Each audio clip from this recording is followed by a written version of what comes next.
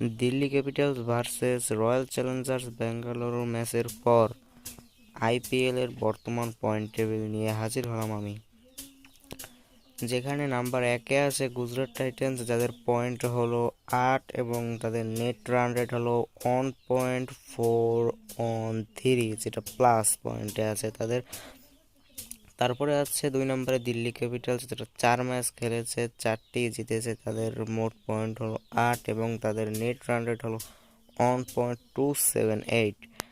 3 নম্বরে আছে বেঙ্গালুরু, যারা এই ম্যাচটি হেরেছে এবং তারা 5টি ম্যাচ খেলেছে, 3টি জিতেছে, 2টি হেরেছে, তাদের মোট পয়েন্ট হলো 6, তাদের নেট রান রেট হলো 0.539। 4 নম্বরে আছে পাঞ্জাব, যারা 4টি ম্যাচ খেলেছে, 3টি জিতেছে, 1টি হেরেছে, তাদের নেট রান রেট হলো 0.289, যাদের পয়েন্ট 6। লখনৌ সুপার জায়ান্ট, যারা 5টি ম্যাচ খেলেছে, 3টি জিতেছে, 2টি হেরেছে এবং তাদের নেট রান রেট হলো 0.078, তাদের পয়েন্ট হলো 6। 6 নম্বরে আছে কলকাতা নাইট রাইডার্স, যারা 5টি ম্যাচ খেলেছে, 2টি হেরেছে, 2টি জিতেছে, 3টি হেরেছে এবং তাদের নেট রান রেট হলো -0.056, যেটা মাইনাসে আছে এবং তাদের পয়েন্ট হলো 4। 7 নম্বরে আছে রাজস্থান রয়্যালস, যারা 5 ম্যাচ খেলেছে, 2টি জিতেছে, 3টি হেরেছে, তাদের নেট রান রেট হলো আসলে এটা -0.733, তাদের পয়েন্ট হলো 4।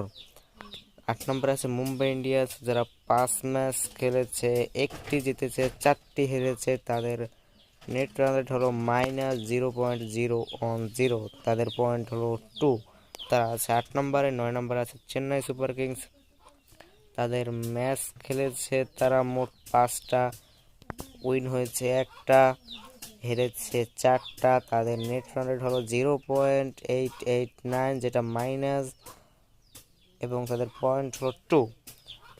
10 নম্বরে আছে সানরাইজার্স হায়দ্রাবাদ, যারা প্রথম ম্যাচ খুব ভালোভাবে আক্রমণভাবে জিতেছিল এবং তারা বর্তমানে সবার শেষে আছে। তারা ম্যাচ খেলেছে 5টি, উইন হয়েছে 1টি, হেরেছে 4টি, তাদের নেট রান হলো -1.629 এবং তাদের পয়েন্ট হলো 2। এটাই হলো Delhi Capitals versus royal Challengers Bangalore ম্যাচের পর আইপিএল এর পয়েন্ট টেবিল। ভালো লাগলে একটি লাইক দিবেন, চ্যানেলটা অবশ্যই সাবস্ক্রাইব করবেন।